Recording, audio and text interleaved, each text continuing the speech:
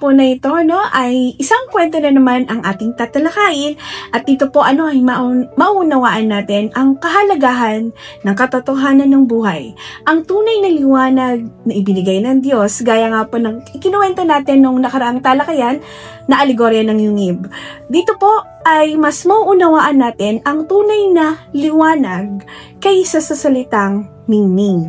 Ayan. Ano-ano nga po ba ang mga bagay na nagliliwanag sa buhay ng tao at ano ang nagkukubli lang sa ningning?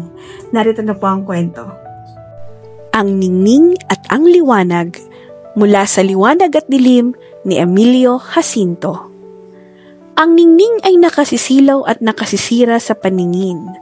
Ang liwanag ay kinakailangan ng mata upang mapagwari ang buong katunayan ng mga bagay-bagay.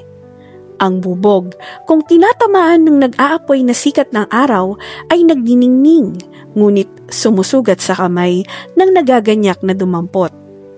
Ang ningning ay maraya. Ang hanapin ay ang liwanag. Tayo'y huwag mabigahani sa ningning. Sa katunayan ng masamang kaugalian, nagdaraan ang isang karwaheng maningning na hinihila ng kabayong matulin. Tayo'y magpupugay at ang isa sa loob ay mahal na tao ang nakalulan. Datapway, marahil naman ay isang magnanakaw. Marahil sa isang malalim na kanyang ipinagtatanghal na kamahalan at mga hiyas na tinataglay ay natatago ang isang sukaban. Nagdaraan ang isang maralita na nagkakahirap-hirap sa pinapasan. Tayo'y napapangiti at isa sa loob. Saan kaya ninakaw? Datapway, maliwanag nating nakikita sa pawis ng kanyang noo at sa hapon ng kanyang katawan na siya'y nabubuhay sa sipag ng kapagalang tunay. Ay, sa ating naging ugali ay lubhang nangapit ang pagsamba sa ningning at pagtakwil sa liwanag. Ito nga ang dahilan kung kaya ang mga loob na inaakay ng kapalaluan at ng kasakiman ay nagpupumilit na lumitaw na maningning. Lalong-lalo na nga ang mga pinuno na pinagkakatiwalaan ng ikagiginhawa ng kanilang mga sakop at walang ibang nasa kundi ang mamalagi sa kapangyarihang sukdang ikainis at ikamatay ng bayan na nagbibigay sa kanila ng kapangyarihan. Tayo'y mapagsampalataya sa ningning. Huwag nating pagtakhan ang ibig mabuhay sa dugo ng ating mga ugat at magbalat kayong maningning.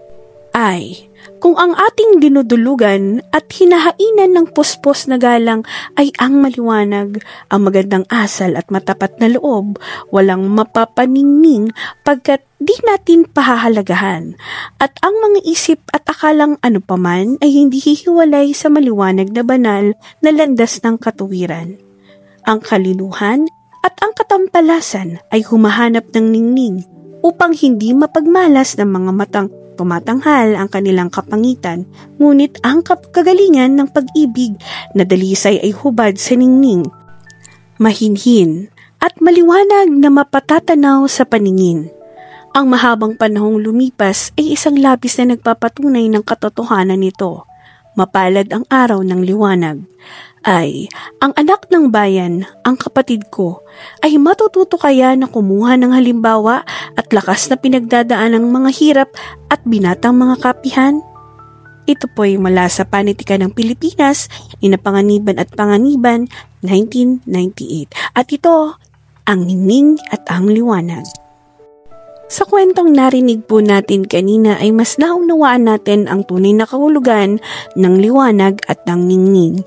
Ang liwanag ay mga bagay na pangangailangan ng tao at ito ay ibinigay na ng Diyos sa atin upang mabuhay gaya ng pamilya, kaibigan at mga bagay na hindi natutumbasan ng salapi. Samantalang ang ningning ay gaya ng mga mamahaling gamit, alahas, mamahaling kotse, mamahaling bahay na natutumbasan ng salapi.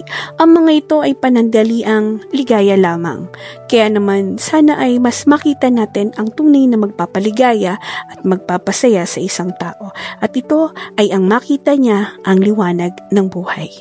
Ayan, mas nakuha natin ang mensahe ng kwento matapos po nating talakayin. At sana po mas makita natin ang liwanag na ibinibigay ng Diyos gaya ng pamilya, kaibigan, kaibigan na hindi natutumbasan ng anumang salapi at huwag tayong basta-basta mapupukaw sa ningning lang na ibinibigay ng material na bagay dahil ito ay gawa-gawa lang ng mga tao. Sana po ay may natutuhan po kayo sa araw na ito na magagamit po natin sa ating buhay. Hanggang dito na lamang po at muli mag-subscribe po kayo sa ating YouTube channel at magkita-kita po tayo sa susunod na video. Paalam!